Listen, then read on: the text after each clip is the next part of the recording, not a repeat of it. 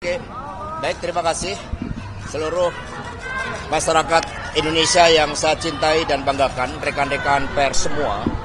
Mohon maaf agak terlambat karena bis yang kami pesan itu sempat 3 kali di-cancel. Apakah ada opsus atau tidak? Yang jelas kami sempat mencoba mengganti 3 bis, tapi akhirnya tetap datang sehingga kami terlambat. Terima kasih atas kesabarannya. Pada kesempatan ini saya datang ke Komisi Pemberantasan Korupsi.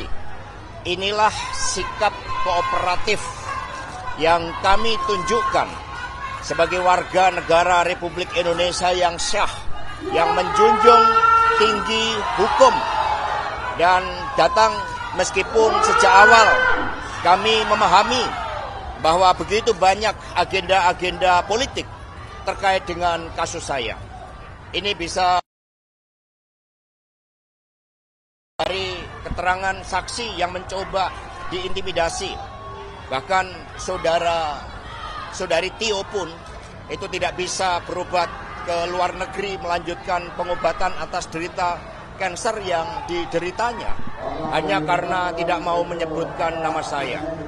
Yang kedua, bahwa bukti-bukti yang disampaikan di dalam peradilan ternyata diperoleh juga dengan cara-cara yang tidak sah, dengan cara-cara melanggar etika, dengan cara-cara yang melakukan perbuatan melawan hukum, sebagaimana terjadi dengan saudara Kusnadi ketika dia datang mendampingi saya. Maka penyidik KPK, saudara Rosa Purba Bekti, kemudian menyamar, membohongi, mengintimidasi, merampas barang milik DPP PDI Perjuangan, dan kemudian menginterogasi tanpa adanya surat perintah panggilan. Sehingga ini merupakan suatu pelanggaran yang sangat serius terhadap hukum. Yang ketiga, terjadinya pelanggaran terhadap hak asasi manusia. Dan kemudian yang keempat, bagaimana proses pra-peradilan yang terbuka bagi masyarakat umum, ternyata bukti-bukti yang disampaikan atas suatu perkara yang sebenarnya sudah inkrah dan tidak bisa diproses kembali. Nah, untuk itu meskipun diwarnai dengan berbagai praktek-praktek pelanggaran hukum dan intimidasi, saya tetap datang ke KPK ini. Perlu rekan-rekan pers ketahui, selama 6 bulan terakhir banyak jurnalis asing dan juga duta besar yang bertemu dengan saya. Mereka mempertanyakan tentang kegelapan demokrasi di Indonesia ini. Mereka begitu prihatin dengan kegelapan demokrasi ini hanya karena ambisi kekuasaan. Bapak, Ibu, dan saudara-saudara sekalian, kalau suatu negara berdiri tanpa suatu hukum yang kokoh, yang berkeadilan, maka dampaknya sangat luas. Tidak hanya kehidupan sosial, politik masyarakat, tetapi juga iklim investasi. Tidak akan ada investasi yang masuk ketika tidak ada hukum yang memberikan kepastian di dalam seluruh tata pemerintahan negara kita. Karena itulah kami mohon doanya, kami datang dengan niat baik, dan untuk itu mohon bersabar. Kami akan ikuti seluruh proses dengan memberikan keterangan yang sebaik-baiknya. Terima kasih.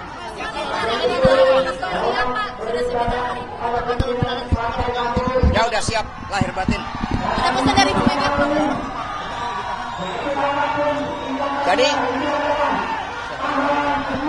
Jadi saudara-saudara sekalian, suatu pertanyaan yang baik. Bagaimana kalau saya ditahan? Rekan-rekan semuanya, Republik ini dibangun berdasarkan hukum yang berkeadilan. Itu konsepsi awalnya. Karena itulah ketika itu terjadi, semoga tidak, ya ini saya yakini akan menjadi pupuk bagi demokrasi.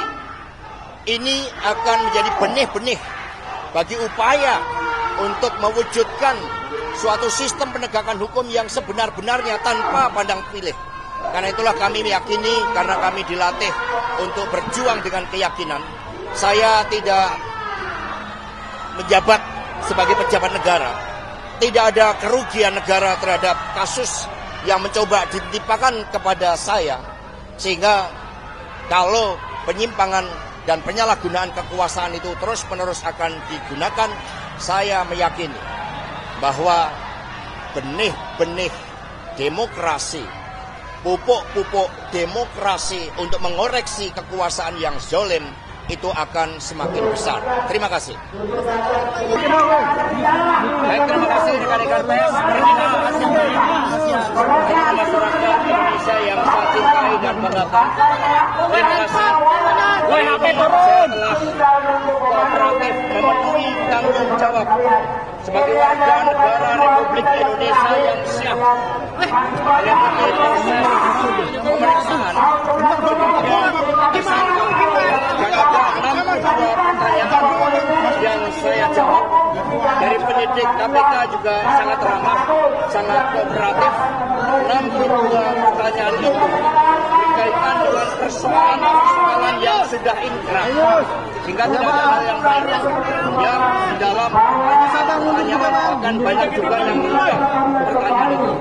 Karena itulah sejak awal saya katakan bahwa sebagai sekjen PDI Perjuangan, saya dengan kepala tegak siap menerima konsekuensi apapun bagi Indonesia Raya kita. Karena Indonesia dibangun dengan pengorbanan jiwa dan raga. Kita adalah negeri pejuang.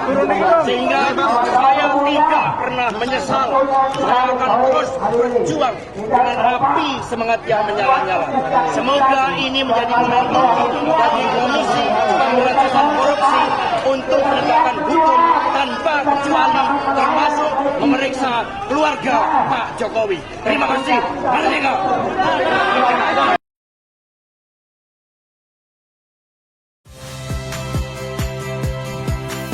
Saya Ihsan Sitorus. Saksikan program-program Kompas TV melalui siaran digital, pay TV, dan media streaming lainnya. Kompas TV, independen, terpercaya.